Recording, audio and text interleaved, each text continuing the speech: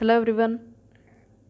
ఈరోజు మనం తెలుసుకోబోయే టాపిక్ ఇంజనీరింగ్ డ్రాయింగ్లో యూస్ చేసే కర్వ్స్ కోసం తెలుసుకుందాం. ఇంజనీరింగ్ డ్రాయింగ్లో మనకి 6 టైప్స్ ఆఫ్ కర్వ్స్ అనేవి యూస్ చేస్తూ ఉంటాం డ్రా చేస్తూ ఉంటాం. So first one conic sections, cycloidal curves, involutes, evolutes, spirals and helix. ఈ 6 టైప్స్ ఆఫ్ కర్వ్స్ కూడా మనకి ఇంజనీరింగ్ డ్రాయింగ్లో ఉంటాయి. సో ఈ 6 టైప్స్ ఆఫ్ కర్వ్స్లో కూడా అగైన్ సబ్ డివిజన్ అనేది ఉంటుంది. సో కోనిక్ సెక్షన్ తీసుకున్నట్టయితే కోనిక్ సెక్షన్లో మనకి 3 టైప్స్ ఆఫ్ కోనిక్ కర్వ్స్ అనేవి ఉంటాయి: ellipse, parabola and hyperbola. Conic సెక్షన్లో మనకున్న 3 curves ellipse, parabola and hyperbola. ఇప్పుడు ఒక్కొక్క కర్వ్ కోసం మనం తెలుసుకుందాం. So first ellipse. So ellipse అంటే ఏంటి? సో కోనిక్ సెక్షన్ అంటే మనం ఒక కోన్ని కన్సిడర్ చేసుకుంటామండి. So this is the cone. So ఇది ఒక కోన్ని మనం కన్సిడర్ చేసుకుంటాం. ఈ కోన్ని కన్సిడర్ చేసుకున్నట్టయితే ఏదైతే టాప్ మోస్ట్ పార్ట్ ఉందో, సో ఈ పాయింట్ని షార్ప్ పాయింట్ ఏదైతే టాప్ మోస్ట్ పాయింట్ ఉందో దాన్ని ఎపెక్స్ అనుకుంటాం. సో ఇది మన కోన్. సో కోన్ని ఫ్రంట్ వ్యూ చూసినట్టయితే మనకు ఒక ట్రయాంగిల్లా కనిపిస్తూ ఉంటుంది. సో ఆ టాప్ మోస్ట్ పాయింట్ని మనం ఎపెక్స్ అనుకుంటాం. సో ఈ point, so top most point మీకు ఇది కనిపిస్తుంది కదండి, దీన్ని ఎపెక్స్ అనుకుంటాం. అండ్ జనరేటర్స్, ఈ కోన్కి సో టాప్ మోస్ట్ పాయింట్కి ఏవైతే ఈ కర్వ్డ్ పోర్షన్ మనకి టచ్ అవుతుందో, సో ఇలా చూసినట్టయితే మీకు ఇది ఈ లైన్ కనిపిస్తుంది, అలాగే ఈ లైన్ అండ్ ఈ లైన్ కనిపిస్తున్నాయి కదండి.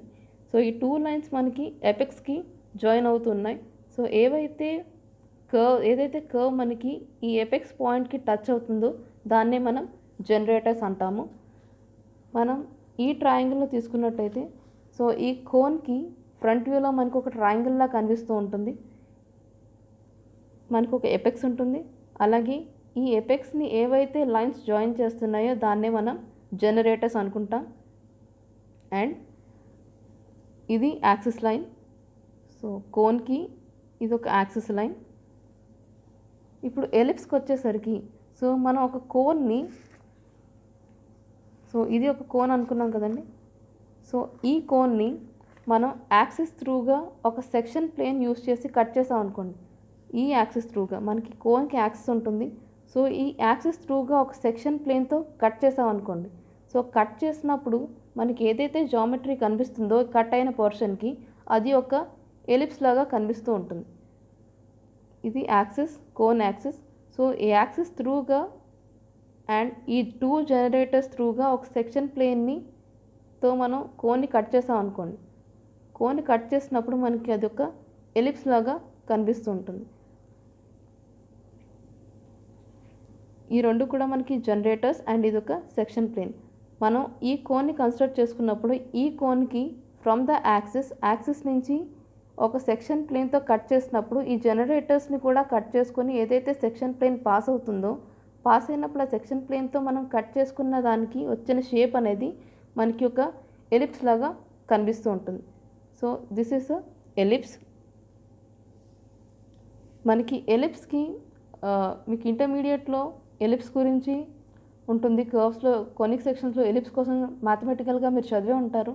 సో ఎలిప్స్కి మనకి మ్యాథమెటికల్గా వచ్చిన ఫార్ములా ఏంటి అంటే x² + y² + b² = 1. సో ఇక్కడ xy అండ్ ఏబి, సో ఈ 2 అంటే ఏంటి అంటే ఏబి అనేవి ఎలిప్స్కి ఉన్న major axis and minor axis.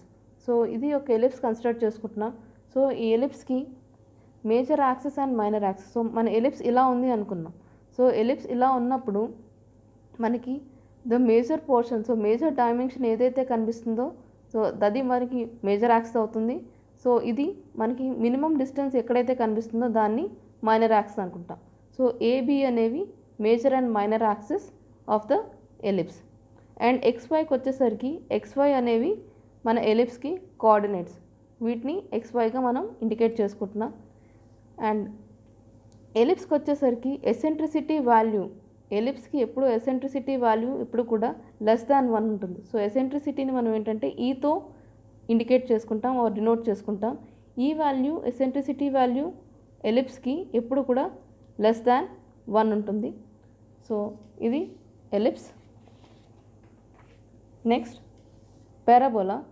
So పారాబోలాకి వచ్చేసరికి సో సేమ్ ఒక కోనే కన్సిడర్ చేసుకుంటున్నాం. కోనిక్ సెక్షన్ కాబట్టి ఒక కోన్ని కన్సిడర్ చేసుకుంటున్నాం.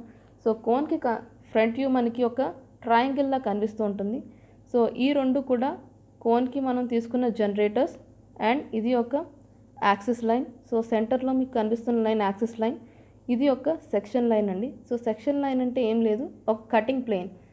సో మనం ఒక కోన్ని కన్సిడర్ చేసుకొని దానికి సో ఇవి జనరేటర్స్ అనుకున్నాం కదండి, ఈ జనరేటర్కి ప్యారలల్గా ఒక సెక్షన్ ప్లేన్తో కోన్ని కట్ చేసాం అనుకోండి.